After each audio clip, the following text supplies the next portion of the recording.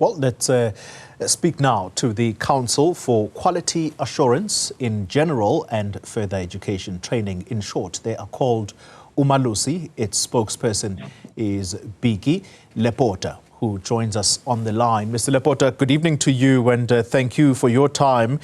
Let's start with the safeguarding of the integrity of the examination process. I think that is paramount. What role do you play as the quality assurer in ensuring that the integrity of the examination process is beyond criticism, so to speak? Good evening, Crowley, and good evening to the viewers of your television station. Thanks for having us. Umalusi plays a critical role in the system. The role of Umalusi does not only begin now when the examinations are written. The work of Umalusi begins with the setting of the examinations papers, because once the assessment bodies have put together the examination papers and the papers have been internally moderated, they get passed on to Umalusi for Umalusi to perform what we call external moderation of the question papers to put a stamp of approval, so to say, the examination meet the standards. So that is the first step. Secondly, prior to the commencement of the examinations, Umalusi conducts what we call the audit of the state of readiness of the system of the DBE, DHET, IB, and Sakai to check all the things that have got to be in place prior to the start of the exams. And once Umalusi has done that and is satisfied on the basis of the outcomes, it then pronounces that the system is ready for the examination to start, including the human resource capacity. All right. Setting of papers, the question papers, editing errors have been seen in the past. What lessons have been learnt in order to avoid that?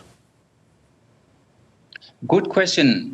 What we did after the public outcry in respect of the mathematics question paper is both the department and Umalusi did what we call an investigation to determine where the error emanated.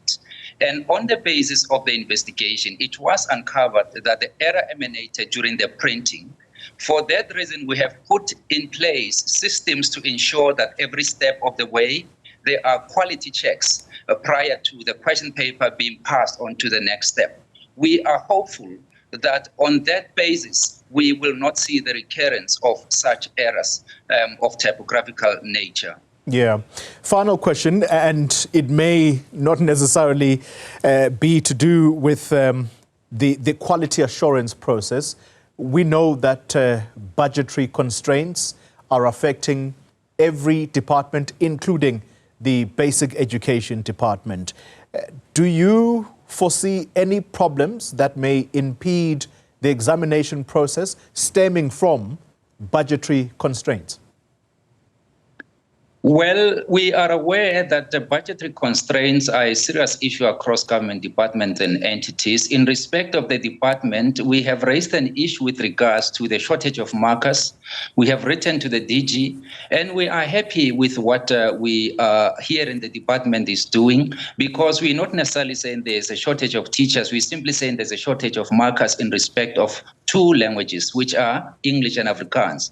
And the department has given Umalusi an assurance that it will have systems in place to ensure that this issue does not affect the credibility of the marking. They have rerun the process of recruiting additional markers. They are considering extending the number of days during which marking will take place. On that basis, we are hopeful that this will not negatively affect the marking.